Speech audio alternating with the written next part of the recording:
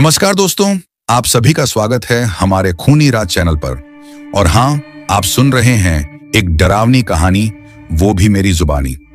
दोस्तों, आज की जो कहानी हम आपके लिए लेकर आए हैं वो है हिमाचल प्रदेश के रहने वाले एक व्यक्ति हरजीत सिंह जी की, जो पेशे से एक ट्रक ड्राइवर हैं।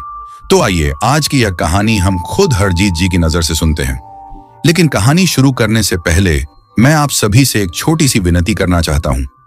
आप हमारी कहानियां बड़े ध्यान से सुनते हैं, लेकिन उन्हें लाइक और शेयर करना अक्सर भूल जाते हैं। तो कृपया आज की इस कहानी को ज्यादा से ज्यादा लाइक करें और शेयर करें। और हाँ, कमेंट करके ये जरूर बताएं कि आपको यह कहानी कैसी लगी। और अगर आप चाहते हैं कि अगली कहानी में मैं आपका नाम लूं, तो कमेंट में जरूर लिखें कि आपका नाम क्या है और आप कहानी कहां से सुन रहे हैं। आपने अब तक कई डरावनी कहानियां सुनी होंगी, लेकिन मैं पूरे विश्वास के साथ कह सकता हूं कि आज की यह कहानी आपके रोंगटे खड़े कर देगी। और यदि आप हमारे चैनल पर नए या नए हैं तो चैनल को सब्सक्राइब करना बिल्कुल ना भूलें, ताकि हमारा और आपका ये रिश्ता और भी मजबूत हो सके और हमारी हर आने वाली कहानी आप तक सबसे पहले पहुंच सके। तो चलिए बिना देर किए शुरू करते हैं आज की यह रहस्यमयी और दिल दहला देने वाली कहानी। लोग सोचते हैं कि पहाड़ शांत होते हैं। उन्हें नहीं पता मैं किस तरह की खामोशी की बात कर रहा हूं, न कि वो सुकून वाली चुप्पी। मैं उस खामोशी की बात कर रहा हूं जो सुनती है। मेरा नाम हरजीत सिंह है। जिंदगी भर ट्रक चलाया है, हिमाचल की हर घाटी देखी है, पठानकोट से स्पीति तक हर मोड़ पार किया है। ईंटें, सेब, सीमेंट, यहां तक कि एक बार बकरियां भी ढोई हैं। मगर एक रास्ता है जिसके बारे में मैं कभी बात नहीं करता, पांगी का रास्ता। सब कुछ शुरू हुआ एक आदमी से, लूथरा नाम था उसका। मोटा सा, आंखें जैसे बांसी घी में डूबी हों। ऊन का कोट पहने था, इतना साफ कि कोई ढुलाई का आदमी वैसा नहीं पहनता। वो मुझे ऊना के झरनैल के गैराज में मिला, जहां मैं अपने पुराने टाटा 1200 दन के नीचे लेटा एक्सल कस रहा था। तुम ही हो हरजीत सिंह? उसने पूछा। मैंने सिर हिलाया। तुम्हें एक सामान किलाट पहुंचाना है। मैं ट्रक के नीचे से बाहर निकला। इस मौसम में नहीं, दूना किराया दूंगा। उसने कहा कि उन क्रेट्स में नाजुक मेडिकल सप्लाई है, सीरम, वैक्सीन, ठंड में खराब होने वाली चीजें। आर्मी पोस्ट तक पहुंचानी है, इससे पहले कि सांच पास बर्फ से बंद हो जाए। मैंने पूछा, हेलीकॉप्टर से क्यों नहीं भेजते? उसने जवाब नहीं दिया। 2 दिन बाद मैं ऊना से रवाना हुआ। टंकी फुल थी और ट्रक में 6 धातु की सीलबंद क्रेट्स थीं, हरे तिरपाल से ढंकी हुई। मेरा खलासी रामू उछलते हुए पास वाली सीट पर आ बैठा। उसका बैग उसकी हर कूद पर उछलता। फिर से बर्फीले रास्ते पाजी, वो चहक कर बोला। मौज की सवारी नहीं है ये, मैंने कहा, लेकिन मुस्कुराए बिना नहीं रह सका। रामू 19 साल का था, हड्डियां और हिम्मत का बना। मंडी के पास पला था और भूतों पर उसका विश्वास ऐसा था जैसे कोई गरज पर करता है। देखे नहीं पर इनकार नहीं कर सकता। वो गले में हनुमान की लॉकेट लाल धागे में पहनता था और जैकेट की जेब में हमेशा जय भैरों चालीसा रखता था। रास्ते भर बात करता रहा। ढाबे का खाना, कुल्लू की लड़कियां, उसका सपना और भूत कैसा महकते हैं, गीले तारों जैसे, उसका दावा था। मैंने उसे बोलने दिया। सफर लंबा था। हम दोपहर से पहले हमीरपुर पार कर गए और ठंडी हवा में ऊपर चढ़ते गए। भरमौर के आगे सड़क तंग हो गई। एक मोड़ पर, जो गहरी खाई के ऊपर था, एक चौकी मिली। हमने वहां रुककर कागज दिखाए। सुरक्षा कर्मी ने रेडियो से सिर तक नहीं उठाया। इस हफ्ते बैरागढ़ से आगे कोई नहीं जा रहा। मेडिकल सप्लाई है, मैंने कहा, लूथरा के दस्तावेज दिखाते हुए। उसने हमें ध्यान से देखा। देर हो चुकी है, जानता हूं। उसने ठुड्डी खुजाई, फिर रामू को देखा। तुम दोनों अकेले हो? हाँ। वो झुका और खिड़की के पास आ गया। तो सुनो ड्राइवर साहब, अगर रात में कुछ सुनाई दे, खासकर अगर कोई जाना पहचाना नाम लेकर बुलाए, तो रुकना मत। रामू ने सरक कर पूछा, क्या मतलब? जैसे कोई हमें नाम लेकर बुला रहा हो? सुरक्षा कर्मी ने कुछ नहीं कहा, बस हाथ से इशारा कर आगे बढ़ने को कह दिया। उस रात हम बैरागढ़ के पास एक ढाबे के किनारे रुके। रामू ने ट्रक के पास आग जलाई। मैंने अपनी फ्लास्क से चाय निकाली। ऊपर आसमान काले मखमल जैसा था, जिसमें तारे चुभे हुए लगते थे, बेहद तेज और असली से ज्यादा। हवा नहीं थी, आवाज नहीं थी। फिर आवाज आई। हमारे पुराने ट्रक में 2 डायल वाला रेडियो था। इतनी ऊंचाई पर अक्सर काम नहीं करता, लेकिन रात 8:47 पर वो अचानक से सिहर उठी। आवाज आई, कोई फुसफुसाहट नहीं, कोई गाना नहीं, कोई बात नहीं, सिर्फ सांसें। रामू धीरे से मुड़ा। पाजी, रेडियो तो बंद है। मैंने फिर भी डायल घुमाकर बंद करने की कोशिश की। क्लिक, सांसें बंद हो गईं। हम दोनों चुप बैठे रहे। बाद में ट्रक की केबिन में रामू कंबल में लिपटकर मंत्र बुदबुदा रहा था। मैं नहीं सो सका। क्रेट्स जमी हुई सी लग रही थीं, उन पर बर्फ की परत थी। मुझे उस गार्ड की बात याद आ रही थी, रुकना मत, अगर आवाज जानी पहचानी लगे। रात के 3:12 पर मुझे कुछ सुनाई दिया। सड़क से नहीं, ट्रक के पीछे से 3 धीमी भारी दस्तकें। थक थक थक, जैसे कोई अंदर से बाहर निकलना चाहता हो। मैंने रामू को उन खटखटाहटों के बारे में कुछ नहीं बताया। वो पहले से ही डरा हुआ था, नींद में बड़बड़ा रहा था जैसे कोई बच्चा जो किसी भूल भुलैया में खो गया हो। मैं ड्राइवर सीट पर पीठ टिकाकर बैठा रहा, आंखें पूरी खुली, कान अंधेरे के बोझ के खिलाफ जूझते हुए। मुझे वो आवाज पहचान में आई। न तो कोई जानवर था, न ही कोई सरकता हुआ सामान। वो एक बुलावा था। सुबह होते होते शीशे पर मोटी परत जमी हुई थी। जिस ढाबे के पास हमने गाड़ी रोकी थी वो अभी बंद था। कुत्ते तक गायब थे। न कोई टायर के निशान, न कोई इंसानी आवाज। बस आसमान में फटती रोशनी, धूसर बादलों के बीच से झांकती और डीजल इंजन की धीमी जिद्दी घरघराहट। रामू की हालत खराब थी। उसकी आंखों में वो चिकनाहट थी, हम जिसे भूतिया पसीना कहते हैं। वो सीधे सामने देख रहा था। मैंने जो चाय उसे दी उसने हाथ तक नहीं लगाया। सोया तू? मैंने पूछा। उसने सिर हिलाया। किसी ने खिड़की पर दस्तक दी। मैं ठिठक गया। किस साइड? उसने पीछे की केबिन वाली खिड़की की ओर इशारा किया, वो जिसमें पर्दे हमेशा लगे रहते हैं। तेज नहीं, जैसे वो तुम्हें नहीं जगाना चाहता हो। तूने देखा? मैं हिला भी नहीं। समझदार लड़का। यही तो पहला उसूल होता है पहाड़ी सड़कों पर भटकने वाले सायों से निपटने का। जवाब मत दो, बात मत करो, झांको मत। अगर उन्हें लग जाए कि तुमने सुना तो वो पीछा नहीं छोड़ते। सूरज चढ़ते ही हम फिर निकल पड़े। रास्ता अब तेजी से ऊंचाई की तरफ बढ़ रहा था। न कोई बोर्ड, न बियारों की पक्की मार्किंग, सिर्फ काले पत्थर, ढीली बजरी और सफेद चुने से रंगे पत्थरों की छोटी छोटी ढेरियां, मानो किसी ने पुराने हड्डियों को सजाया हो। दोपहर तक हम अकेले थे।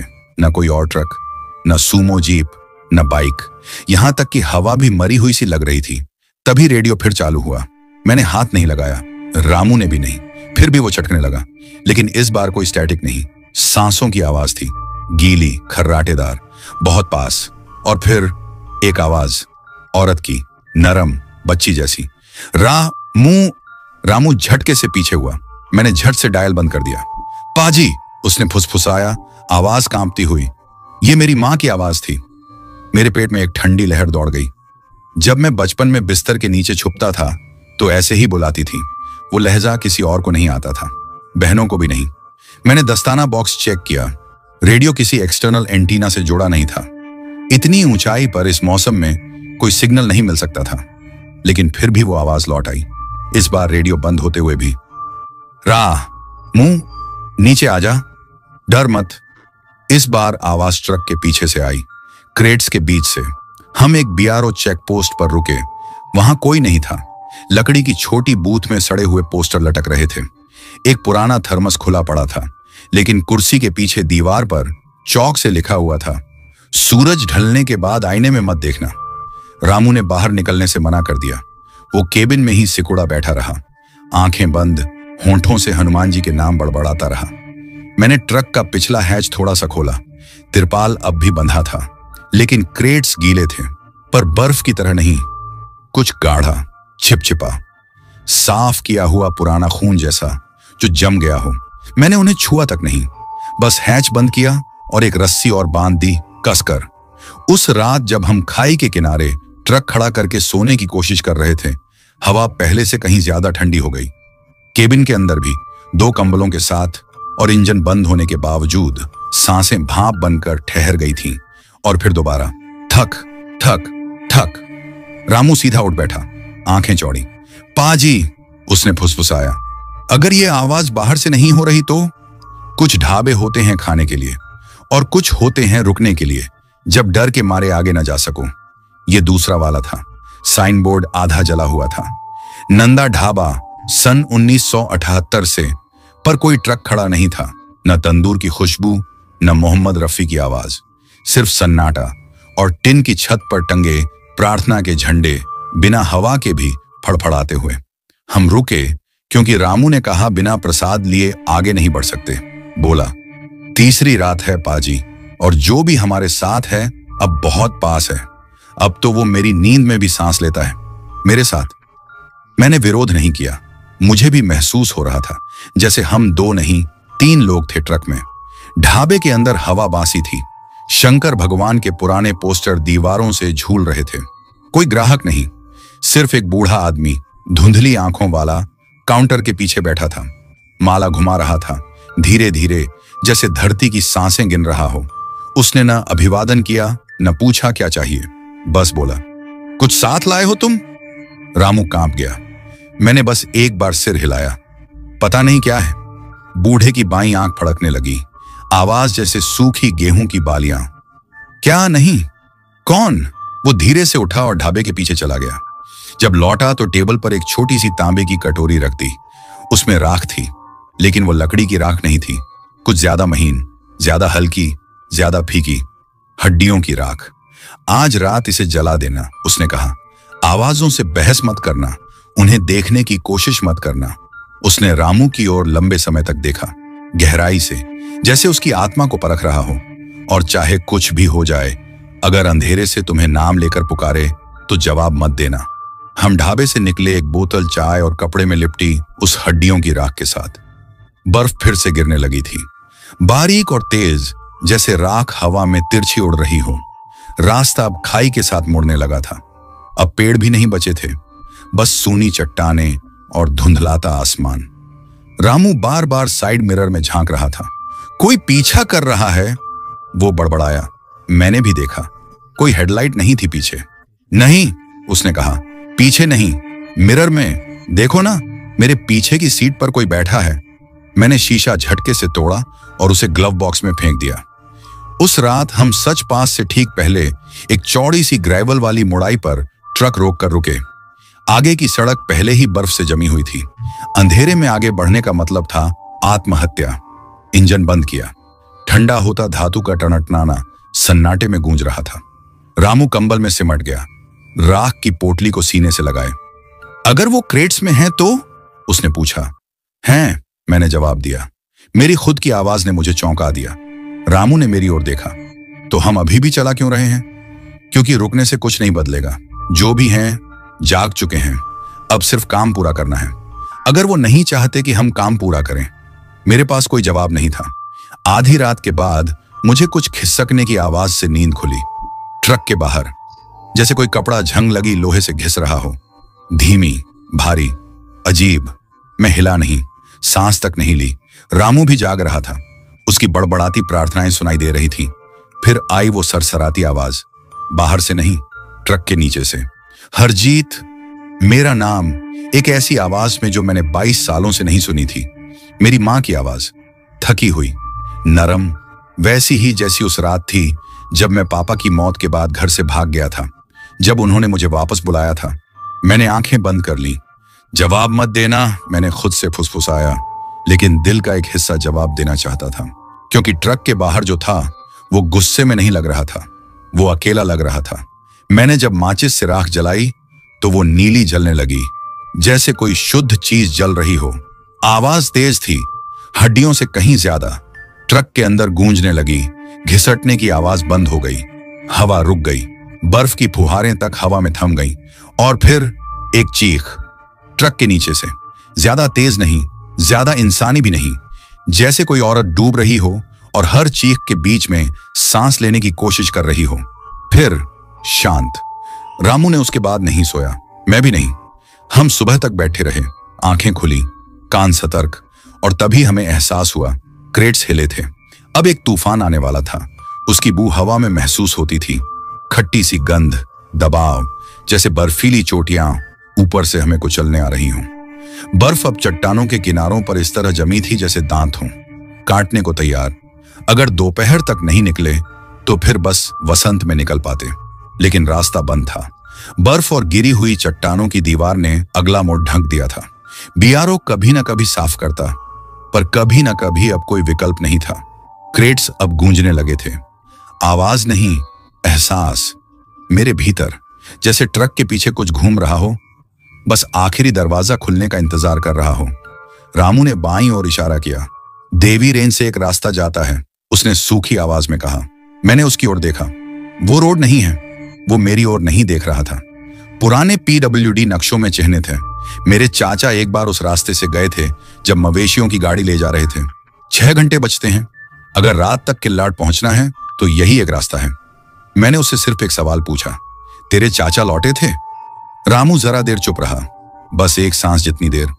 पूरे नहीं, और फिर भी हम मुड़ गए। कभी कभी ये बहादुरी की बात नहीं होती, कभी कभी ये तय करना होता है कौन सी मौत तेज है। देवी रेंज का रास्ता कोई सड़क नहीं था, वो एक घाव था, संकरा, जंगली, पहाड़ की देह पर जैसे किसी गुस्सैल ने पंजा मारा हो। दाहिनी ओर खाई थी, सीधी मौत, न रेलिंग न निशान, जैसे बरसों से कोई गुजरा ही ना हो। पेड़ भी बदल गए थे, न कोई चीड़ न बर्च, सिर्फ सूखी जली हुई शाखाएं, मिट्टी से निकली जली हुई उंगलियों जैसी। हम रेंगते हुए चले, पहले गियर में, सांस थामे, रेडियो बंद, खिड़कियां बंद, शीशे उलट दिए गए। फिर भी ट्रक के अंदर की हवा और ठंडी हो गई, जैसे ट्रक हमें निगल गया हो और अब बर्फीली सांसें छोड़ रहा हो। 2 घंटे तक हम चुप रहे और फिर हंसी आई, धीमी, टूटती हुई, जैसे कोई औरत पर्दे के पीछे से हंस रही हो। जंगल से नहीं, पीछे से भी नहीं, बैक सीट से। मैंने ब्रेक मारे, ट्रक चरमराया, बजरी पर फिसलता हुआ रुका। रामू ने झटके से मुड़कर पीछे देखा। केबिन में कुछ नहीं था, कुछ हिला तक नहीं, लेकिन हवा में बदबू थी, गीले बालों और लोहे जैसी। मैं बाहर निकला, रस्सियां चेक की। तिरपाल अब भी बंधा था, लेकिन एक कोना थोड़ा सा फटा हुआ था, इतना कि अंदर झांक सका। एक क्रेट फटा था और अंदर दांत थे, न इंसानी न जानवरों जैसे, छोटे धारदार, जैसे किसी ने लकड़ी में खुदवाए हों, नमक से रंगे हुए, और उनके बीच धातु की तह पर एक काली हथेली का निशान, लंबी उंगलियां, कोई अंगूठा नहीं। मैंने रामू की ओर देखा। किसने भेजा ये माल? वो चुप रहा। रामू, अब सच बता। वो बर्फ की ओर देखने लगा। आवाज बस एक सांस जितनी धीमी थी। न मेडिकल न फौज। तो कौन? दिल्ली से कोई, लूथरा ने कहा। एक आत्मा को ले जाना है। कोई ऐसा चाहिए जो सवाल ना पूछे, बस चला दे। एक आत्मा को ले जाना है? रामू ने मेरी ओर देखा और उसकी आंखों से आंसू बहने लगे। उसने कहा था, ये खुद ब खुद कुछ सीमाएं पार नहीं कर सकता। जब तक कोई इसे खुद न ले जाए। मैं उस वक्त लौट सकता था, ट्रक छोड़ सकता था, पहाड़ी से नीचे उतर जाता, लेकिन मैं नहीं गया, क्योंकि मेरे दिल में एक बात पहले ही साफ थी, कुछ हमारे साथ जुड़ चुका है। छोड़ देने से बात खत्म नहीं होती। हम उसे ढो रहे थे और वो अब और ताकतवर हो रहा था।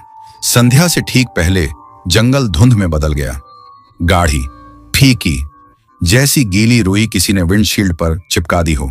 हेडलाइट्स भी चालू थीं, फिर भी 5 फीट से ज्यादा कुछ दिखाई नहीं दे रहा था। फिर भी सड़क जैसे हमें खुद रास्ता दिखा रही थी, जैसे कोई चाहता था कि हम आगे बढ़ते रहें। और फिर मैंने उसे देखा, दूरी पर एक आदमी सड़क के बीचों बीच खड़ा था, सिर्फ एक सफेद धोती पहने, नंगे पैर, एकदम स्थिर। मैंने ब्रेक मारे, लेकिन वो टस से मस नहीं हुआ। मैंने हॉर्न बजाया, फिर भी कोई हरकत नहीं। और फिर धीरे धीरे, जैसे किसी ने डोर खींची हो, उसने अपना सिर एक तरफ झुका दिया, इतना झुका कि वो लगभग कंधे के समानांतर हो गया। तभी मुझे समझ आया, उसके पैर जमीन पर नहीं थे, वो कुछ इंच ऊपर हवा में तैर रहा था, और उसकी आंखें सीधे रामू पर टिकी थीं। मैंने ट्रक रिवर्स में डाला, पहिए धुंध में फिसलते गए। जब दोबारा देखा, वो आदमी गायब था, लेकिन जब धुंध थोड़ी हटी, रामू की सांस अटक गई। छत पर पैरों के निशान थे, लंबे, गहरे, जैसे कोई ट्रक चलने के दौरान उसके ऊपर चल रहा हो। उस रात हम एक गिरे हुए स्तूप के पास रुके, न कुछ कहा न कुछ खाया, बस क्रेट्स की सांसें सुनी। हाँ, अब वो सांस ले रहे थे। अगली सुबह कोई बात नहीं हुई। सूरज कहीं पीछे उगा था, मोटे भूरे बादलों के उस पार, लेकिन कोई गर्मी नहीं आई। आसपास का जंगल पूरी तरह शांत था, ना पक्षी ना हवा, यहां तक कि पेड़ भी ऐसे लग रहे थे जैसे सांस रोक रखी हो। रामू एकदम चुप बैठा था, हाथ गोद में रखे, विंडशील्ड के अंदर जमा हुई बर्फ को घूरता रहा। पिछली रात से उसने एक बार भी पलक नहीं झपकाई थी। रामू, मैंने धीरे से कहा। कोई जवाब नहीं। मैंने उसका कंधा छुआ। उसने सिर घुमाया, बहुत धीरे, जैसे कोई चलना भूल चुका हो और अब दोबारा सीख रहा हो। उसने मेरी ओर देखा और तभी मुझे समझ आया, रामू की आंखें वैसी नहीं थीं, बहुत काली, बहुत चौड़ी, पुतलियां सुई जैसी सिकुड़ी हुई, जैसे उसने कुछ ऐसा देख लिया हो जिससे वापसी नहीं है, या जैसे अब उसमें से कोई और देख रहा हो। सब ठीक है? मैंने पूछा। उसके होठों पर एक मुस्कान आई, लेकिन वो रामू की मुस्कान नहीं थी। बहुत शांत, बहुत सपाट। उसने कुछ नहीं कहा, बस फिर से सड़क की ओर देखने लगा। मैंने उसकी नब्ज चेक की, तेज थी। बर्फ से नीचे तापमान था, फिर भी उसके माथे पर पसीना था। मैंने साइड मिरर थोड़ा सा खोला, बस ये देखने के लिए कि उसका अक्स कैसा लग रहा है। जो देखा उसने मेरा खून जमा दिया, क्योंकि शीशे में रामू मुस्कुरा रहा था, लेकिन जो रामू मेरे बगल में बैठा था वो नहीं। हम जंगल के रास्ते पर चुपचाप आगे बढ़ते रहे। पेड़ फिर से बदले थे, अब और ऊंचे, झुके हुए, तने काय से ढंके थे, जबकि जमीन पर बर्फ जमी हुई थी। काले पक्षी शाखाओं पर ऐसे बैठे थे जैसे कोई कालिख से बनी मूर्तियां हों, बिल्कुल न हिलते हुए। मैं बार बार रामू की ओर देखता रहा। हर कुछ मिनटों में उसका सिर थोड़ा सा झटकता था, न कंपन न झटका, बस जैसे वो कोई फुसफुसाहट सुन रहा हो, किसी ऐसी भाषा में जो सिर्फ वही समझ सकता हो। मैंने आखिरकार कहा, तुझे आराम चाहिए? उसने जवाब दिया, मैं कर चुका हूं। आवाज खोखली थी, बिल्कुल सपाट, जैसे किसी और की लिखी पंक्तियां पढ़ रहा हो पहली बार। तभी मुझे यकीन हो गया, वो पूरा रामू नहीं था अब। कुछ उस रात उसके अंदर रेंग गया था, उसके ख्वाबों के जरिए, उसके डर के जरिए, उस हिस्से के जरिए जिसने धुंध में बहुत देर तक देखा था। मैंने ट्रक एक साफ मैदान में रोका, कालाबन के पास, जहां एक जले हुए वन देवता के मंदिर के अवशेष नजर आ रहे थे। हम यहां 80 के दशक में रुका करते थे। तब वहां लकड़ी की मेहराब से एक घंटी टंगी होती थी। तीर्थयात्री उसे बजाकर अंदर की घाटियों में जाते थे। अब घंटी नहीं थी, लेकिन मेहराब अब भी खड़ी थी, और उस मेहराब की बीम से लटके थे फंदे, दर्जनों रस्सियों से बने गांठ लगे फंदे, धीरे धीरे हिल रहे थे, जबकि हवा बिल्कुल नहीं थी। रामू खुद ही ट्रक से नीचे उतर गया। नंगे पैर वो उन फंदों की ओर बढ़ने लगा। मैंने उसका नाम पुकारा, कोई जवाब नहीं। वो ऐसे चल रहा था जैसे कोई बच्चा लोरी के पीछे चला जाता है, शांत, खोया हुआ, पैरों के नीचे की बर्फ की परवाह किए बिना। उसकी त्वचा पर एक अजीब सी राख जैसी सफेदी थी, जैसे किसी ने उसका लहू खींच लिया हो। मैं दौड़ा, उसका हाथ पकड़ा। उसने विरोध नहीं किया, लेकिन जब मैंने उसकी आंखों में देखा, वो अब रामू की आंखें नहीं थीं, कुछ और मुझे देख रहा था, कुछ बहुत पुराना। उस रात मैंने रामू को पैसेंजर सीट से बांध दिया। दिल टूट गया, लेकिन मुझे पता था मुझे करना होगा। वो अब पूरी तरह से रामू नहीं था। कुछ टुकड़े जरूर बाकी थे, लेकिन बाकी सब किसी और का हो चुका था। मैंने उससे कहा, सिर्फ तेरी और मेरी सुरक्षा के लिए। उसने कोई विरोध नहीं किया, न पलक झपकाई, न सोया, बस खिड़की के पार देखता रहा। होंठ हिलते रहे, मगर आवाज नहीं निकली। मैंने एक तांबे की कटोरी में आखिरी हड्डी भस्म जलाई हमारे बीच में, और फिर ट्रक के पीछे से वो आवाज फिर आई, हरजीत। इस बार मां की आवाज नहीं थी, ये आवाज गहरी थी, ठंडी, मर्दानी, और उसने कहा, तू मुझे यहां तक ले आया, अब एक रात और चला ले। मैंने रामू की ओर देखा, और बस एक पल के लिए उसने फिर मुस्कुराया, लेकिन दांत ज्यादा थे और सभी इंसानी नहीं थे। रामू को 24 घंटे हो चुके थे कुछ बोले बिना। कमजोर सी बड़बड़ाहट होती थी कभी कभी, ऐसी ध्वनियां, क्लिक, और एक भाषा जिसे मैंने कभी नहीं सुना था। ना कोई हिमाचली बोली, ना पहाड़ी, कुछ और ही था, जैसे कोई नदी की मिट्टी गहराई से बोल रही हो। सुबह मैंने उसके हाथ खोल दिए, लेकिन वो नहीं हिला। उसका शरीर जैसे किसी ने तह करके रख दिया हो, खाली। अगर कहूं कि मैंने उसे छोड़ने का नहीं सोचा तो झूठ होगा। कई बार मन किया कि उसे किसी पेड़ से बांध दूं और बाकी रास्ता अकेले तय कर लूं, लेकिन अंदर से कोई कह रहा था, अगर ऐसा किया तो वो यही नहीं रहेगा। जो रामू की खाल पहन रहा था वो फिर मुझे ढूंढ लेगा। दोपहर तक जंगल थोड़ा खुला, पर सड़क अब भी उतनी ही बेरहम थी। थोड़ी चौड़ी जरूर हुई, जैसे किसी ऐसे स्थान की ओर इशारा कर रही हो जिसका कोई नाम नहीं लिया जाता। डैशबोर्ड में पड़ा कंपास घूमता रहा, बेकार। BRO के पत्थर भी गायब थे। हम एक पुराने उजड़े हुए PWD चौकी से गुजरे। नाम की पट्टी खुरच दी गई थी, सिर्फ खरोंचें बची थीं। मैंने नक्शा निकाला, GPS, पुराना इंडियन आर्मी का ब्लैक बॉक्स, बस ग्रिड लाइन दिखा रहा था। कोई नाम नहीं, कोई रास्ता नहीं, लेकिन हम चल रहे थे एक बहुत पुरानी राह पर। किसी मोड़ पर हम एक ऐसी जगह पहुंच चुके थे जहां हमें नहीं पहुंचना चाहिए था। नीचे की घाटी खुलती गई। मैंने उसे पहले कभी नहीं देखा था। 17 साल से हिमाचल की हर गली, कट रूट और सरहद पार करता रहा, लेकिन यह जगह कभी नहीं देखी। घाटी एक गहरी कटोरी जैसी थी, नुकीली चट्टानें, बर्फ से ढकी दीवारें और नीचे लटके बादल। पेड़ ऐसे थे जैसे केबल हो, ऊपर की ओर तने हुए। कुछ इमारतें भी थीं, गिरे हुए घर, फटे हुए झंडे, एक सफेद मंदिर जिसमें कोई दरवाजा नहीं था, और उसके ठीक बीच में एक तालाब, शांत, एकदम स्थिर, तेल जैसा काला। उसके चारों ओर लोग खड़े थे, कंधे से कंधा मिलाकर, सिर पानी की ओर झुके हुए, ना हिले ना बोले। रामू ने बिना मुड़े फुसफुसाया, वो इंतजार कर रहे हैं। मैंने ट्रक पहले गियर में डाला और चला दिया। कोई साइन नहीं, कोई मोड़ नहीं, बस एक अदृश्य रास्ता जो हमें घाटी के केंद्र की ओर खींच रहा था। तालाब के पास खड़े लोग कभी नहीं मुड़े, यहां तक कि जब हम पास से गुजरे तब भी नहीं, लेकिन उनके प्रतिबिंब वो हमें देख रहे थे। आधे रास्ते में फिर धुंध लौट आई, अब तक की सबसे घनी। सिर्फ 1 मीटर तक दिखाई दे रहा था। सड़क नीचे की ओर झुकी, टायर फिसलने लगे। मैंने बस ट्रक को अपनी छठी इंद्रिय से चलाया, क्लच को हल्का दबाए, सामान के वजन को रास्ते की ओर छोड़ता हुआ। तभी मैंने उसे देखा, एक औरत सड़क के बीचों बीच, फिर वही अंदाज, लेकिन ये किसी और तरह की थी। वो जिंदा लग रही थी, मटमैले लाल स्वेटर में, नंगे पांव, चेहरा काले बालों से ढका जो उसकी पसलियों तक झूल रहे थे। उसके हाथ फैले हुए थे, स्वागत में नहीं, जैसे नींद में चल रही हो। मैंने हॉर्न बजाया, वो नहीं हिली। मैंने पलक झपकाई और वो गायब हो गई, लेकिन उसके नाखूनों के निशान विंडशील्ड के अंदर थे। 12 लंबी सफेद खरोंचें। रामू चीखा, ऐसा लगा जैसे लोहे को चीर रहे हों। उसने अपनी छाती पकड़ ली और चिल्लाया, ये खुलना चाहता है। उसकी त्वचा धूसर हो गई, नाक से खून बह निकला। उसकी त्वचा के नीचे कुछ हिल रहा था। फिर चीखा। मैंने ट्रक रोका, उसे दबोचने की कोशिश की। तभी उसने फिर वही गलत आवाज में कुछ कहा, शांत, आत्मविश्वास से, पीछे का दरवाजा खोल हरजीत, उसे बाहर निकाल, ये जगह उसी के लिए बनी है। मैंने उसे घूरा। नहीं, तू यहां तक आया है।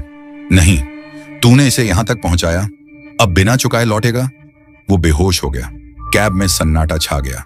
सिर्फ ट्रक के पीछे से आती वो गूंज बची थी, अब और भी तेज, जैसे कोई जनरेटर चल रहा हो, जैसे कोई दिल धड़क रहा हो। मैंने सारे दरवाजे लॉक कर दिए। कैब की फर्श पर नमक छिड़का और रात का इंतजार करने लगा, क्योंकि मुझे पता था अब वो पास है। छलावा अब दूर नहीं। ये घाटी नक्शों में इसलिए नहीं है क्योंकि ये जगह जिंदा लोगों के लिए नहीं बनी। आधी रात बीत चुकी थी। ठंड ट्रक के अंदर ऐसे भर गई थी जैसे धुआं रिसता है दरारों से। अंदर की विंडशील्ड तक पर बर्फ जमी थी। हीटर कब का मर चुका था। डैशबोर्ड की लाइटें मंद हो रही थीं, जैसे बैटरी धीरे धीरे खून बहा रही हो। रामू अब भी पैसेंजर सीट पर बैठा था, चुप, सांसें बेहद हल्की, होंठ फटे हुए सूखे। नब्ज थी, लेकिन जैसे किसी और के दिल की लय पर धड़क रही हो। ट्रक के पीछे का माल हिला, कोई झटका नहीं, कोई बॉक्स लुढ़का नहीं, वो हिला जैसे खुद को फिर से जमा रहा हो। स्टील की फर्श पर कुछ खुरचने की आवाज आई, कोई भारी चीज घिसटती हुई। एक लकड़ी का क्रेट धीरे से कराह उठा, जैसे बहुत दबाव में आ गया हो, और फिर थक, 3 धीमे दस्तकें सील किए हुए बॉक्स के अंदर से। मैंने रियर व्यू मिरर में झांका। पीछे मुड़ने का मन नहीं था, नजर नहीं डालना चाहता था उस कार्गो होल्ड पर, लेकिन आवाज फिर आई, थक थक थक। न बेचैनी न गुस्सा, बस शिष्टाचार, जैसे कोई मेहमान दरवाजा खुलने का इंतजार कर रहा हो। मैंने सीट के नीचे से पुरानी जंग लगी कुंभली क्रोबार निकाली। उंगलियां कांप रही थीं। कैब से उतरा। बर्फ पर बूटों की चरमराहट। ऊपर आसमान में पेड़ों के पार एक सुर्ख चांद लटका था। इस घाटी का एकमात्र उजाला जो असल में कहीं दर्ज ही नहीं थी। ट्रक का पिछला हिस्सा अब कब्र की तरह लग रहा था। तिरपाल आधा फटा हुआ था, पहाड़ से टकराने पर छिल गया था। एक स्टील क्रेट का बोल्ट उखड़ चुका था और उसके भीतर से सांसें आ रही थीं, धीमी, भारी, जैसे कोई ऐसा जीव जिसे जबरन एक छोटे से पिंजरे में ठूंस दिया गया हो। मैं पास गया, पता नहीं क्यों, शायद इस उम्मीद में कि देख लूं तो समझ आ जाएगा। शायद मैं पहले ही उसके असर में था। बॉक्स पर निशान उभर आए थे, पहले नहीं थे, लाल रंग से लिखे हुए, सूखे खून जैसे, अजीब चिन्ह, टेढ़ी मेढ़ी रेखाएं, त्रिकोणों के भीतर घेरे, बॉक्स के कोनों पर दांतों की पेंटिंग और बीच में एक आंख, असली। लकड़ी में सिल दी गई, धुंधली, सूखी, लेकिन अब भी खुली हुई, मुझे घूरती हुई। मैं उल्टी करने ही वाला था, पीछे हटा और जैसे ही एक कदम पीछे रखा, क्रेट ने अंदर सांस ली। धातु फूल गई जैसे कोई फेफड़ा हवा से भरता हो, और फिर उसके भीतर से आवाज आई, परतदार, टूटी हुई, जैसे कई मुंह एक साथ बोल रहे हों। तूने मुझे यहां तक पहुंचाया, मैं तेरा दिल धड़कते हुए सुनता रहा, अब मुझे तेरी आवाज पहनने दे। मैं भागा, कैब में घुसा, दरवाजा धड़ाम से बंद किया, लॉक लगाया। रामू ने मेरी ओर देखा, चेहरा एक खोखली मूर्ति जैसा, धीरे से फुसफुसाया, अब तू इसका आखिरी ड्राइवर है? क्या बकवास कर रहा है? मैंने कहा। वो मुस्कुराया, इससे पहले भी थे दूसरे ट्रक, दूसरे शरीर, पर सब डर गए, चलाना छोड़ दिया, बीच में छोड़ दिया इसे, कभी खत्म नहीं किया सफर। मैंने उसे घूरा, मतलब ये सब पहले भी हो चुका है। रामू ने धीरे से सिर हिलाया, हर बार कुल्लू की ओर से शुरू होता है, हर बार यहीं आकर खत्म होता है। और फिर वो बाहर देखने लगा, पेड़ों की ओर, लेकिन इस बार ये पहुंचना चाहता है। जमीन कांप गई, बस एक बार, इतनी कि साइड मिरर हिल उठे। ट्रक के पीछे से, क्रेट में से फिर वो आवाज आई, धातु की गहरी कराह, और फिर कुछ बाहर आया। मैंने पूरा नहीं देखा, सिर्फ एक परछाई ट्रक के नीचे से फैलती हुई, पतली, टेढ़ी, बहुत ज्यादा जोड़। पैरों की कोई आवाज नहीं, बस एक रेंगती हुई छाया, तरल मकड़ी जैसी, लंबे हाथ पैर, सर धीरे धीरे दाएं बाएं झुकता हुआ। रामू रो पड़ा, धीरे से बोला, अपना चेहरा मत दिखाना इसे। मैंने आंखें ढंक ली, डर से नहीं, किसी आदिम प्रवृत्ति से, क्योंकि जैसे ही वो चीज पास आई, कैब का हवा गाड़ी हो गई, नाक से खून निकल आया, कानों में धमाका हुआ, जैसे गुरुत्वाकर्षण ही बदल गया हो, जैसे धरती भी उसका बोझ नहीं सह पाई। उसने दरवाजा नहीं खोला, जरूरत ही नहीं पड़ी, बस अपना चेहरा या जो भी था वो विंडशील्ड पर टिका दिया और भाप की परत पर लिखा, चलाओ। मुझे याद नहीं इंजन कब स्टार्ट किया, पर ट्रक खुद ब खुद आगे बढ़ गया।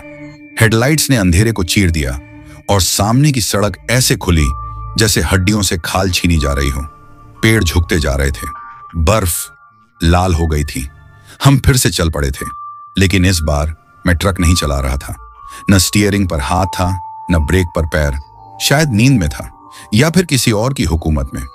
ट्रक अब खुद चल रहा था, धीमा, सटीक, जैसे उस अजीब सड़क के हर मोड़ को पहचानता हो।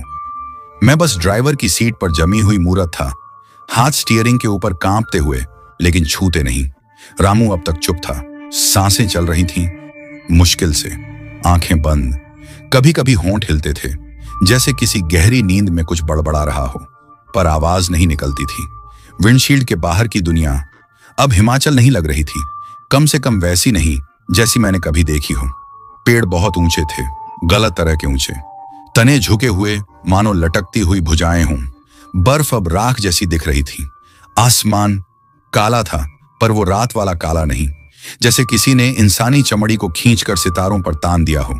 ना कोई बोर्ड, ना परिंदे, ना हवा, सिर्फ एक रास्ता, और वो जो रास्ते के अंत में था। एक मोड़ पर हमने एक और गाड़ी को पार किया, या जो कभी गाड़ी रही होगी। पुराना ट्रांसपोर्ट ट्रक, शायद अशोक लेलैंड, 1978 का मॉडल। टायर जमीन में घुस चुके थे, कैब फ्रेम में पिघल चुका था, कार्गो खुला हुआ था, दीवारों पर पंजों के निशान। कोई ड्राइवर नहीं, सिर्फ कपड़े और सैकड़ों इंसानी दांत। ड्राइवर सीट पर ढेर में पड़े हुए। रामू फुसफुसाया, आंखें अब भी बंद। उन्होंने सफर अधूरा छोड़ दिया था। सड़क अचानक मुड़ी, और तब मैंने उन्हें देखा, चलती हुई आकृतियां। हमारी दिशा में इंसान नहीं थे, अब नहीं। कुछ के पैर नहीं थे, बस धुएं जैसे आकार जो हवा में चलते थे।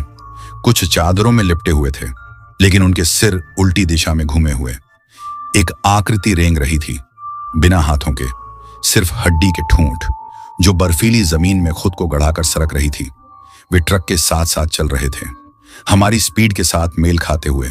ना हमें देख रहे थे, ना रोक रहे थे, जैसे हम भी अब उनकी यात्रा का हिस्सा बन चुके थे। मैं चिल्ला सकता था, लेकिन कोई कुंद बोझ दिमाग पर दबा हुआ था, जैसे कोई सपना देख रहा हूं जो कभी याद नहीं रखना था। मैंने खुद से बुदबुदाना शुरू किया, पागल ना हो जाऊं इस डर से। Truck 509, route 23, sealed cargo, Sundarani private, Delhi dispatch. Ramu ने सिर मोड़ा, धीरे से आंखें खोली, पूरी काली, न सफेदी न पुतलियां, बस स्याही जैसे दो कुएं। और फिर वही आवाज, उसकी नहीं, उसकी। बस पहुंचने वाला है हरजीत। एक पुल है, पार करना जरूरी है, पर टोल पैसे नहीं हैं। क्या है फिर? मैंने पूछा। हवा अचानक 10 डिग्री गिर गई। रामू मुस्कुराया, चेहरा नहीं, सिर्फ होंठ। तू है। सामने एक पत्थर का पुल उभरा, प्राचीन, ना रेलिंग ना किनारा, बस एक पतली सी राह। और उसके नीचे कुछ भी नहीं, ना घाटी ना नदी ना खाई, बस शून्य, एक खालीपन, जैसे वहां होना ही नहीं चाहिए कुछ। हेडलाइट्स मंद हो गईं जैसे ही हम पास पहुंचे। रेडियो अपने आप चालू हुआ, पहले सिर्फ स्टैटिक, फिर आवाज, मेरी ही आवाज, रोती हुई, कुछ बड़बड़ाती हुई जो मैं समझ नहीं पाया, जैसे मेरी कोई और मैं कहीं और मर रही हो। इंजन कराहने लगा पुल की शुरुआत पर। ट्रक धीरे हुआ और फिर एक आकृति दिखी, मानव जैसी, पुल के बीचों बीच खड़ी, हिमाचल रोडवेज के इंस्पेक्टर की यूनिफॉर्म में, हाथ में क्लिपबोर्ड। मैंने आंखें मिचमिचाई। उसका चेहरा जला हुआ था, काला पड़ा, सिवाय आंखों के, और वो मेरी आंखें थीं। मैंने ब्रेक मारा, ट्रक नहीं रुका। वो आकृति एक हाथ ऊपर उठाकर मेरी ओर इशारा करती है, फिर दूसरे हाथ से दरवाजे की ओर इशारा। संदेश साफ था, उतरो, सामने आओ, टोल चुकाओ। मैंने रामू की ओर देखा। वो फिर से बेहोश था, चेहरा सफेद, शरीर बर्फ की तरह ठंडा, शायद अब जा चुका था। मैंने पीछे देखा, उस परछाई की ओर, और फिर मैंने अपनी जिंदगी की सबसे बड़ी भूल की। मैंने दरवाजा खोला और बाहर कदम रख दिया। पुल मेरे जूतों के नीचे चरमराया। यहां हवा नहीं चल रही थी, यहां हवा खींच रही थी, नीचे अंदर, जैसे गुरुत्व ही उलटा हो। मैं चला धीरे धीरे, हर सांस जैसे फेफड़ों को चीर रही थी। वो आकृति आगे खड़ी थी, बिना हिले, और जैसे ही मैं उसके पास पहुंचा, उसने मेरी ही आवाज में फुसफुसाया, क्या तू खुद को सड़क को सौंपने के लिए तैयार है? मैं कुछ नहीं बोला, बोल ही नहीं सका, क्योंकि उसी पल मैंने पुल के नीचे झांका और देखा अपने ही दर्जनों मरे हुए रूप, घुटते हुए, जले हुए, पागल हो चुके, आंखें खुली हुई, मुझे घूरते हुए, मुझे नीचे खींचने के लिए तैयार। मैं पलटा, भागा, कैब में लौट आया, दरवाजा जोर से बंद किया, चिल्लाया, नहीं, मैं नहीं दूंगा तुम्हें कुछ। सुन रहे हो? मैं तुम्हारा टोल नहीं हूं। ट्रक खुद ही फिर से जिंदा हो गया। पुल पर खड़ी वो आकृति धूल बनकर बिखर गई और हम फिर चल पड़े। लेकिन इस बार मैंने महसूस किया, वो चीज पीछे की क्रेट में अब खड़ी हो चुकी थी। वो चल रही थी और कैब से कार्गो का फासला अब घट रहा था। मैं सारी रात चला, लेकिन चांद टस से मस नहीं हुआ, आसमान नहीं बदला, सड़क खत्म नहीं हुई। रास्ता अब ऐसे पहाड़ों और घाटियों से गुजरता था जो किसी नक्शे पर नहीं थे, और सड़क के दोनों ओर जो पेड़ थे, अगर वे वाकई पेड़ थे, हर मील के साथ और ज्यादा झुकते गए, जैसे सुन रहे हों, जैसे इंतजार कर रहे हों। पीछे देखने पर क्रेट अब तिरछा हो चुका था। पहले जो बोल्टेड था, अब ऐसा लग रहा था जैसे उसके नीचे पैर उगाए हों। उसके ढक्कन पर एक गहरा चीरा था, उस पर बनी लाल त्रिकोण और दांत जैसे रणिक चिन्ह अब उखड़ रहे थे, और वो इंसानी आंख जो कभी सिलकर रखी गई थी, अब गायब थी। सिर्फ 2 सूनी सी सिलाई के छेद बाकी थे। मैंने रामू को फिर से पुकारा। उसके होंठ नीले पड़ चुके थे, उसकी सांस हर मिनट में बस एक बार शीशे पर धुंध छोड़ती थी, बस इतनी ही। मैं अब यकीन नहीं कर पा रहा था कि वो जिंदा है, या फिर मैं हूं भी या नहीं। ये सड़क, ये कुहासा, ये ठंड, सब कुछ मेरे समय के एहसास को खा चुका था। ना खाना, ना नींद। स्टीयरिंग पकड़े पकड़े मेरे नाखून फट चुके थे। मैंने सोचा शायद मैं मर चुका हूं और ये सब सजा है। लेकिन अगर ये नरक था तो मैं अकेला नहीं था। वो चीज क्रेट के अंदर अब जाग रही थी और आखिरी ताला खुलने ही वाला था। ये सब तब हुआ जब मुझे लगा शायद सुबह हो रही है। हालांकि कोई रोशनी नहीं थी, बस कुहासे का हल्का बदलाव। रेडियो फिर चालू हुआ। इस बार स्टैटिक नहीं, आवाजें, सैकड़ों, सभी एक ही बात दोहराते हुए, खोलो इसे, खोलो इसे, खोलो इसे। बार बार। पुरुष, महिला, बच्चे, बुजुर्ग, जैसे यादों और बुरे सपनों से बना एक कोरस। उस आवाज से मेरे दांत दर्द करने लगे। दृष्टि धुंधली हो गई। मैंने पावर स्विच दबाया। रेडियो बंद नहीं हुआ। मैंने फ्यूज निकाल फेंका, फिर भी चालू रहा। खोलो इसे। और फिर क्रेट का लॉक खुल गया। कोई धमाका नहीं हुआ, बस एक क्लिक, जैसे किसी ने अंदर से खोला हो। धातु से एक लंबी थकी हुई सांस जैसी आवाज निकली। क्रेट 1 इंच खुला, बस 1 इंच, इतना कि कुछ बाहर रेंग सके। एक उंगली, राख जैसी, जली हुई, बहुत सारे जोड़, नाखून एक भिंडी के छिलके जैसे चमकदार, नुकीले, वो दीवार पर सरकने लगी। फिर एक और हाथ आया, कुछ बाहर निकल रहा था। मैंने ब्रेक मारा। ट्रक बर्फ पर फिसला, दरवाजा खोला, कूद पड़ा, जमीन पर गिरा, लुढ़क गया। हेडलाइट्स झिलमिलाई पीछे से, जैसे मुझे देखने के लिए आमंत्रण दे रही हूं। और मैंने देखा जैसे ही क्रेट पूरा खुला, वो चीज बाहर आई। उसका कोई नाम नहीं था, जरूरत भी नहीं थी, क्योंकि दिमाग उसका रूप पकड़ नहीं सकता था। लंबा, चमड़ी जैसे उबली हुई चमड़ा, रीढ़ की हड्डी बाहर निकली हुई, कांटेदार चेहरा। अगर तुम उसे चेहरा कह सको, वो एक दर्पण था। पर वो चेहरा नहीं दिखाता था, वो डर दिखाता था। उस दर्पण में मैंने देखा अपने पिता की लाश, फिर अपने छोटे भाई की, फिर खुद को। आंखें जली हुई, मुंह में कौवे भरे। मैंने सड़क पर उल्टी कर दी। वो मुझे नहीं देख रहा था, उसे जरूरत नहीं थी, क्योंकि वो मुझे जानता था, मेरे अंदर था। उसी दिन से जब मैं बणी खेत के उस अदृश्य सीमा रेखा को पार कर गया था, वो कैब की ओर चला, हवा से भी धीमा। ट्रक की धातु उसकी वजन से कराह उठी, खिड़कियां चटकने लगी। मैं पीछे हटा, अपने ही जूतों से ठोकर खा गया। चाबी ढूंढने लगा, कोई भी चीज जो उसे रोक सके। और तभी मैंने देखा एक नामुमकिन चीज, लाइसेंस प्लेट। मेरे ट्रक की नहीं, उसके पीछे खड़े ट्रकों की। अब वहां 3 ट्रक थे, सभी मेरे जैसे, एक जैसी बॉडी, सड़क पर खड़े, चुपचाप। उनकी कार्गो क्रेट्स खाली और काली पड़ी हुई, जली हुई। वे पहले भी इस रास्ते पर आए थे, मेरे जैसे। उन्होंने भी क्रेट खोला था और कोई वापस नहीं आया। अब वो छलावा मेरे ट्रक के सामने खड़ा था, एक हाथ बोनट पर। उसने अपना चेहरा मेरी ओर मोड़ा, वो दर्पण। और मैंने उसमें कुछ ऐसा देखा जिसकी उम्मीद नहीं थी। एक बच्चा, मैला कुचैला, कालिक से सना हुआ चेहरा, डर से फैली हुई बड़ी आंखें जैसे नवजात बछड़े की। वो रो रहा था और बस एक शब्द उसके होंठों पर, घर। फिर वो दर्पण टूट गया और उसके पीछे एक मुंह था, होंठ दर्पण के किनारों को लपेटे हुए, दांत जैसे जंग खाए औजार, जीभ स्याही टपकाती हुई। वो चीखा और दुनिया अंधेरे में समा गई। जब मेरी आंख खुली, कई घंटे बीत चुके थे। मैं कैब में था, सीट बेल्ट लगा हुआ, इंजन चालू। सामने का रास्ता फिर से सामान्य था, एक पहाड़ी हिमाचली सड़क, नीला आसमान, बर्फ गायब। पर मैं जानता था मैं अब कभी वैसा नहीं रहूंगा। रामू चला गया, क्रेट भी नहीं था, कुछ भी नहीं बचा था। सिर्फ रेडियो अब भी चालू था, एक ही लाइन बार बार दोहरा रहा था, डिलीवरी हो चुकी है। मुझे याद नहीं मैं वहां कैसे पहुंचा। एक पल में फिर से स्टीयरिंग थामे था, हाथों पर खून की परत जमी हुई, होंठ फटे हुए, भौहों पर बर्फ जमी। फिर जैसे रास्ता कागज की तरह जलने लगा और पहाड़ पीछे छूट गया। मैं चुपचाप चला। हवा में अजीब सन्नाटा था, न कोई ट्रक, न संकेत, न परिंदे, सिर्फ इंजन की आवाज और डैशबोर्ड के पीछे आती धीमी सांसों की धुन। मैंने ट्रक के पीछे फिर से नहीं देखा। मैं नहीं देख सका क्योंकि क्रेट जा चुका था, लेकिन मुझे पता था कुछ तो पीछे रह गया था।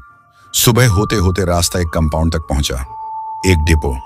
पहचाना नहीं, ना तो वो किसी रूट पर था न ही कभी किसी मैप में देखा। चारों ओर सीधे सुस्त चीड़ के पेड़ जो उस डिपो की ओर झुके थे, जैसे किसी अदृश्य चुंबक ने उन्हें खींच लिया हो। कोई साइन बोर्ड नहीं, सिर्फ एक जंग लगी लोहे की फाटक जो अपने आप खुल गई। ऊपर एक धुंधले अक्षरों में लिखा नाम, सुंदरानी डिपो, सेक्टर 13 भी। कभी सुना नहीं, ये पहले कभी नहीं था। मैं श्योर था, फिर भी मैं अंदर चला गया क्योंकि अब और कोई रास्ता नहीं बचा था। ट्रक हल्का लग रहा था, खाली, पर पिछले पहियों के नीचे जो परछाइयां थीं वो कुछ अलग थीं। बहुत ज्यादा हाथ पांव, कोई हवा नहीं, कोई चहचहाहट नहीं। इस हवा में अजीब सी बेचैनी थी, जैसे ये जगह मेरा इंतजार कर रही हो। फिर फाटक पीछे से बंद हो गया। लोडिंग डॉक के पास एक आदमी खड़ा था, दुबला, बहुत लंबा, बिना दस्तानों के। ठंड में भी उसकी त्वचा सूखी, जैसे पेपर को खींचकर लपेट दिया हो। सिर पर बिना लोगो वाली काली टोपी और तन पर एक लंबा कोट जो हवा में भी नहीं हिल रहा था। हाथ में क्लिपबोर्ड। जब मैं कैब से नीचे उतरा तो उसने मुस्कुरा कर देखा।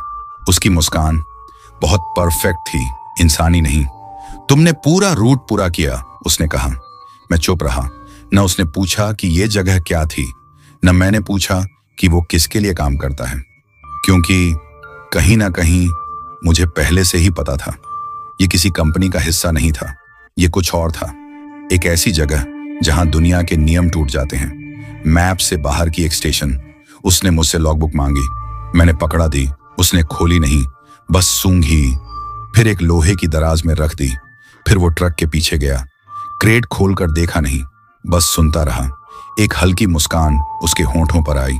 हाँ, उसने कहा, इसने खुद को डिलीवर किया, हमेशा करता है। मैंने धीरे से पूछा, वो क्या था? वो मेरी तरफ मुड़ा, आवाज सपाट, आंखें खाली। वो जो सड़कों के बाद आता है, भाषा के बाद, भगवान के बाद, वो जो आदमी के साथ सफर करता है जब वो बहुत दूर तक अकेले चला जाता है। फिर उसने मुझे एक पेपर दिया, पेमेंट स्लिप, साइन की हुई, स्टैंप लगी, cargo received, driver Harjeet Singh depot, 13B, void manifest payment, एक जीवन स्थगित रूट, पूरा। हाँ, अब नहीं। हाँ, अब तुम जा सकते हो, उसने कहा। घर जाओ। मैंने घूर कर देखा, लेकिन मैंने तो कुछ डिलीवर नहीं किया। वो पास झुका, उसकी सांस में तांबे की गंध थी। तुमने किया हरजीत, तुमने खुद को डिलीवर किया।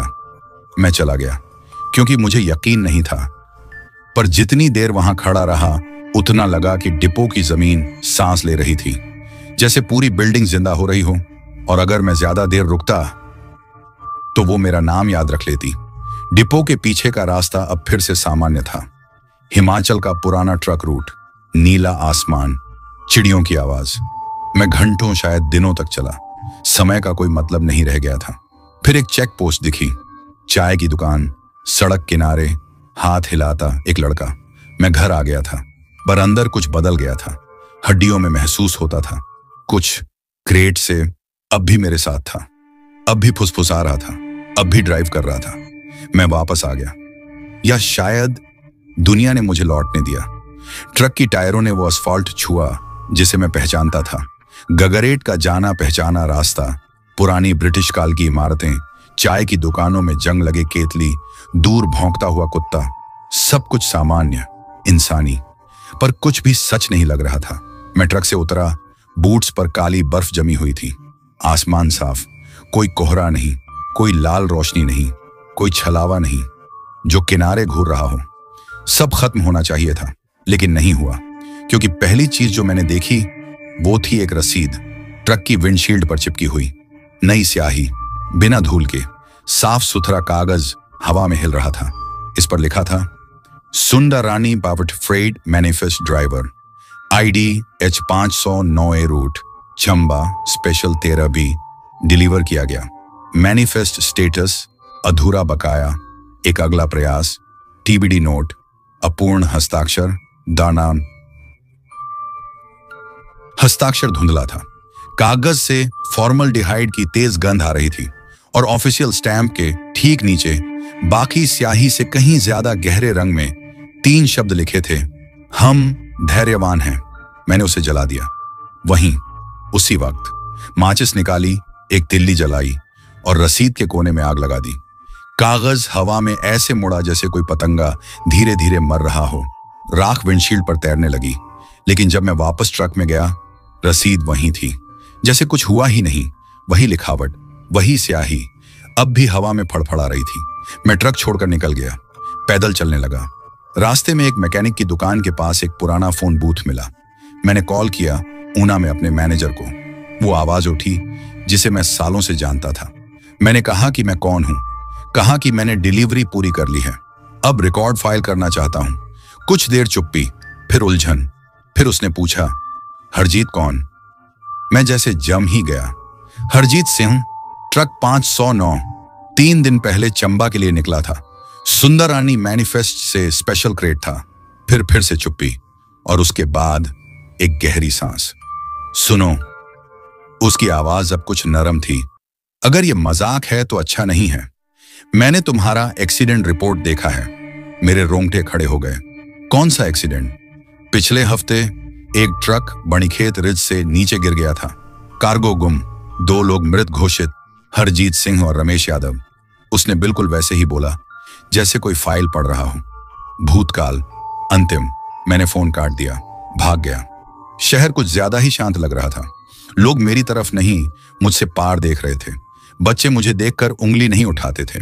यहां तक कि कुत्ते भी मेरे पास से गुजरते वक्त भौंकते नहीं थे, जैसे मैं कोई परछाई था, जीते जागते लोगों के बीच चलती हुई परछाई। मैं नंगल पहुंचा, अपने चाचा के घर। दरवाजा खटखटाया। चाची ने खोला। एक बार पलक झपकी, फिर दूसरी बार, फिर भौहें सिकुड़ी। क्या मैं आपको जानती हूं? मैं अंदर गया। ड्राइंग रूम में पुराने साइड बोर्ड पर जहां पारिवारिक तस्वीरें सजी होती थीं, मैंने देखा जिसका मुझे सबसे ज्यादा डर था। मेरी तस्वीर एक फ्रेम में, गेंदे के फूलों की माला के बीच, मृत व्यक्ति को समर्पित। नीचे मोटे अक्षरों में लिखा था, स्मृति शेष हरजीत सिंह, 1966 से 1994 तक। मेरी सांसें थम गईं। कुछ बोल नहीं पाया, क्योंकि उसके ठीक बगल में जो दूसरी तस्वीर थी वो रामू की थी, मुस्कुराता हुआ, जवां, आंखें सही सलामत। लेकिन किसी ने उसकी मुस्कान पर ब्लेड से खरोंच दी थी, और नीचे सिर्फ एक शब्द लिखा था, चुकाया। मैं उस घर से भाग गया। ट्रक भी नहीं लिया, बस चल दिया। पुराने रेलवे स्टेशन तक पहुंचा। एक बेंच के नीचे सो गया, खुद को एक भिखारी समझकर, दूसरों की नजरों से बचाने की कोशिश में। लेकिन उस रात मेरे कोट की जेब में कुछ हिला। मैंने हाथ डाला, और जो निकला वो वही रसीद थी, नई, बिल्कुल सही सलामत। अब भी लिखा था, अपूर्ण। उस रात नींद नहीं आई, सिर्फ सुना, क्योंकि भोर से कुछ पहले रेलवे स्टेशन की दीवार के ठीक बाहर एक इंजन की आवाज आई। पुराना, भारी, धीरे धीरे स्टार्ट होता हुआ, बिल्कुल मेरे ट्रक जैसा। और उस आवाज के नीचे एक शब्द बार बार फुसफुसा रहा था, चलाओ, चलाओ, चलाओ। मैंने भागने की पूरी कोशिश की। सच में ट्रेन ली, बस ली, यहां तक कि कई रातें पैदल बर्फीले हाईवे पर भूखे पेट बिताई। राज्य की सीमा पार की, कपड़े बदले, यहां तक कि अपना नाम सुनकर भी जवाब देना छोड़ दिया। लेकिन रसीद मेरा पीछा करती रही, कभी जेब में, कभी तकिए के नीचे। एक बार तो सड़क किनारे एक मरे हुए कुत्ते की छाती पर टंगी मिली, अपूर्ण। अब मुझे समझ आ गया था, काम अधूरा था। कुछ ट्रक से बाहर नहीं गया था, या शायद कुछ मेरे साथ बाहर आ गया था। मैं हरिद्वार के पास एक बूढ़े साधु के पास 2 रात रुका। उसने कोई सवाल नहीं पूछा, बस एक कप चाय दी, जड़ी बूटियों से उबाली हुई, जिसकी महक मिट्टी और नमक जैसी थी। मैंने ज्यादा कुछ नहीं कहा था, सिर्फ 3 लाइनें बोली थीं, और उसने कुछ ऐसा कहा जिसने मेरी रूह जमा दी। तू बहुत देर से गलत रास्ते पर चल रहा है बेटे। मैंने ऊपर देखा। क्या मतलब है तुम्हारा? मैंने पूछा। उसने इशारा किया, मेरे सीने की ओर, दिल की तरफ नहीं, मेरी परछाई की तरफ। वो कांप रही थी, आग की रोशनी से नहीं, बल्कि ऐसे जैसे उसमें खुद की कोई इच्छा हो। कुछ रास्तों का अंत नहीं होता, उसने धीमे से कहा। वो लूप करते हैं, इंतजार करते हैं, और अगर तुम सफर पूरा नहीं करते, वो आगे बोला, तो तुम कभी रुक नहीं पाओगे, मौत के बाद भी नहीं। तीसरी रात मैंने फिर उसे देखा, या शायद वो ट्रक ही मुझे ढूंढता हुआ आया था। घाट के पास खड़ा था, पेड़ों की सीमा के ठीक बाहर। वही जंग, बाएं दरवाजे पर वही गोली जैसी धंसी हुई खरोंच। मैंने कभी उसे वहां नहीं चलाया था, वो बस इंतजार कर रहा था। चाबी इग्निशन में लगी थी, टैंक फुल था और विंडशील्ड के पीछे क्रेट वही था जैसे शुरू में था। अब उस पर नमक और तांबे की जंजीरें लिपटी थीं और लकड़ी में एक नया शब्द खुदा हुआ था, वापसी। रेडियो चालू हो गया। पहले सिर्फ शोर, फिर एक धीमी लेकिन पहचानने लायक आवाज। मैनिफेस्ट पुष्टि की गई, वापसी यात्रा, sector 13B, terminal way point. और फिर उससे भी डरावना कुछ, इस बार तुम अकेले नहीं हो। मैंने गर्दन घुमाई पैसेंजर सीट की तरफ और देखा रामू। जैसा मैं उसे याद करता था वैसा नहीं, बल्कि पूरा जीवित, मुस्कुराता हुआ। उसकी आंखों से तेल जैसी काली आंसू बह रहे थे, होंठ हिल रहे थे, लेकिन आवाज दस्ताने के डिब्बे से आ रही थी। चलो इस बार सफर पूरा करते हैं भैया। मैं चाहता तो वहां से चला जाता, पर अब मैं समझ चुका था साधु का मतलब क्या था। कुछ डिलीवरीज बंधन होती हैं, कुछ रास्ते एक बार चलने पर तुम्हें अपना हिस्सा बना लेते हैं। तुम पलट नहीं सकते, या तो सफर पूरा करो या खुद रास्ता बन जाओ। रामू की तरह, उन ड्राइवरों की तरह जिनकी पुरानी धुंधली तस्वीरें अब मुझे ट्रक की छत पर कीलों से टंगी दिखी। सैकड़ों, हर एक की आंखें खुरची गई थीं, हर एक के नीचे लिखा था सिर्फ एक शब्द, झुकाया। मैंने इग्निशन घुमाया, ट्रक दहाड़ उठा, आसमान अंदर की तरफ मुड़ने लगा और सड़क धुंध और यादों से लहराने लगी। मैंने नहीं पूछा कि हम कहां जा रहे हैं, क्रेट जानता था और जो उसके अंदर था वो भी। अब मैं बस चलाता रहा, हम चलते रहे, हिमाचल की आखिरी नसों से होकर वहां जहां रास्तों के नाम नहीं होते और आसमान नीला होना भूल जाता है। पेड़ धीरे धीरे छंटते गए, पहाड़ एक दूसरे में घुलते गए और समय जैसे भीगे कपड़े की तरह नीचे गिरता गया। इस बार कोहरा नहीं था, यादें थीं, हर मोड़ पर कोई झलक। माँ का मेरा चेहरा थामना, पहले स्कूल के दिन, रामू का बकरी के पीछे दौड़ना, पुराना बॉस एक गिरे हुए मैनिफेस्ट पर चिल्लाता हुआ। सब कुछ ट्रक की खिड़कियों पर चलता सिनेमा बन चुका था। भूतकाल शीशों पर चिपका था जैसे पुराना चिकनाहट भरा तेल। पर रामू ने कभी नहीं देखा, वो बस चुप बैठा रहा। उसकी आंखें अब धुंधली सफेद थीं, होंठ गर्मियों की सूखी मिट्टी की तरह फटे हुए, मगर मुस्कान वही। और वो कभी कभी फुसफुसाता था, ऐसी बातें जो मैं सुनना नहीं चाहता था। तू सिर्फ आखिरी टायर है हरजीत भाई। सड़क हमेशा जिंदा थी, अब हम ही माल हैं। अब ट्रक खुद चला रहा था, मेरे हाथ बस स्टीयरिंग पर रखे थे, मगर कैब धड़कता था जैसे इंजन में सांसें चल रही हों। पीछे रखा क्रेट अब कोई आवाज नहीं करता था, पर दीवारें करती थीं, वे खटकती थीं, वे नोचती थीं, वे सिसकती थीं। हर कुछ किलोमीटर बाद एक साइन बोर्ड आता था, हर बार एक जैसा, सेक्टर 13B। नजरें आगे रखें, न रुकें, ना उतारें, ना प्रार्थना करें। हमने कई घंटे कुछ नहीं कहा, या शायद कई दिन। ऊपर के तारे अजनबी लगते थे, लाल मुड़े हुए जैसे आसमान से छिलक रहे हों। और फिर हमने उसे देखा, अंतिम ठिकाना, दुनिया का आखिरी मोड़। एक डिपो काले पत्थर और ट्रक के कल पुर्जों से बना। एग्जॉस्ट पाइप आसमान की ओर मीनार बनाकर उठते थे, पहिए दीवारों में जड़े थे और शीशे इस तरह से मुड़े कि बस तुम्ही को दिखाएं। टर्मिनल यार्ड, गेट पर एक बूथ था, शीशे के बिना। उसके भीतर मैं बैठा था, या कोई ऐसा जो मेरा चेहरा पहने था। आंखें खोखली, चेहरा पीला, ठुड्डी से ग्रीस बह रहा था जैसे खून। उसने हमें भीतर आने का इशारा किया। यार्ड विशाल था, हड्डियों और बोल्ट से बना फर्श। सैकड़ों ट्रक कतार में खड़े थे, इंजन बंद, मगर उनके शीशे हल्के हल्के कांप रहे थे जैसे वे सपना देख रहे हों। हर एक में एक क्रेट था, कुछ अब भी धड़कते हुए, कुछ से तरल बह रहा था, कुछ फुसफुसा रहे थे, ऐसी भाषाओं में जिन्हें मैं नहीं समझता। हम रुके बे 509 पर। क्रेट ने खुद को खोला, तांबे की जंजीरें ऐसे पिघलीं जैसे पानी में छीनी, लकड़ी की परतें खुल गईं और अंदर मैं था, आंखें बंद, मुंह सीला हुआ, हाथ ऐसे जुड़े हुए जैसे किसी अदृश्य स्टीयरिंग को थामे हों। वही त्वचा, वही कपड़े, वही शादी की अंगूठी, वही ठुड्डी का निशान। मैं निस्पंद, असड़ता नहीं मगर मरा हुआ। मैं रामू की ओर मुड़ा, मगर वह जा चुका था। सिर्फ उसकी पुरानी फटी टोपी सीट पर छूटी थी। ग्लव बॉक्स खुला था, उसके भीतर एक नई रसीद रखी थी, इस बार खून से लिखी हुई। मैनिफेस्ट पूर्ण driver Harjeet Singh root 13B वापसी पूर्ण स्थिति। निपटान हुआ आत्मिक पावती। पूरी तरह चुकाया गया अगला माल प्रक्रिया में। और नीचे एक आखिरी वाक्य, धन्यवाद आपने खुद को डिलीवर किया। अब समझ में आया, मैं कभी ड्राइवर था ही नहीं। न ही मैं रास्ते का मालिक था, न क्रेट का, न अपनी किस्मत का। जिस पल मैंने बनी खेत वाला वो अनदेखा शॉर्टकट लिया, मैंने मैनिफेस्ट पर हस्ताक्षर कर दिए थे। जो ट्रक वाले यहां गुम हो जाते हैं वो खोए नहीं होते, बस लेट होते हैं डिलीवरी में। अब मैं यहां बैठा हूं, इंजन शांत है, आंखें खुली हुई हैं, जैसे किसी ने थाम ली हो। मैं हिल नहीं सकता, पलकें तक नहीं झपकती। मैं अब क्रेट में हूं, मैं माल बन चुका हूं।